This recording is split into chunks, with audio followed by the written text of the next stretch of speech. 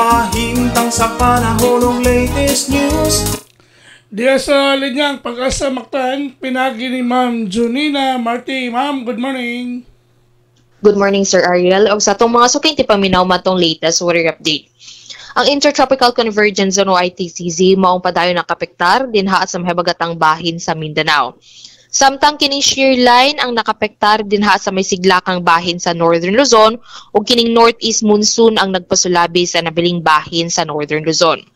O para naman dinhi sa Kabisayaan, easterlies ang nakapektar sa tua ug tungod ni ana dinha sa may Eastern Visayas karong adlaw makasinati sila ug madag-umon nga kalangitan kiniugan aning mga katag-katag nga pagulan pagpanugdog ug kilat.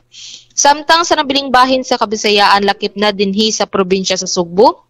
Kay karong adlaw makasinati kita og generally fair weather nga nalay chances sa mga patak-patak nga pagulan pagpanugdog kilat. Wa pud kitay active na gale warning dinhi sa Visayas, mao makasinati gihapon kita og hinay ngadto na sa kasarangan na pagguro sa hangin na magumikan sa silangan ngadto na sa aminang silangan di natong kadagatan magpabiling malinawon ngadto na sa kasarangan ng mga pagbalod. Dinhi sa Sugbo atong kadagatan kay nihunas ganinang alas 4:50 sa kadlawon ug muutaob kini unya sa alas 11:06 sa buntag. Temperatura nato for the next 24 hours magduwa kini 76 ngadto na sa 31 degrees sentigrado ug atong haring adlaw kay musilang karong alas 5:41 sa buntag ug mosalop kini unya sa alas 5:18 sa hapon. Ug matong latest weather update gikan diri sa buhatan sa DOST Pag-asa Mactan kini si Junina Marte mayong buntag ug daghang salamat. Salamat kayo ni Ma'am Junina Marti sa Pag-asa Mactan. O isa pa yan, sir. Okay, good morning.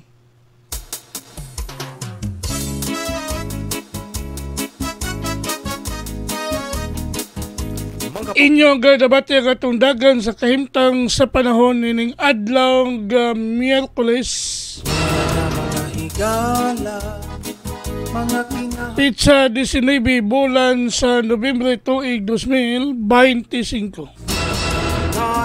Pinagi ni Ma'am Junina Marti ang atong weather specialist gikan sa Pag-asa Mactan.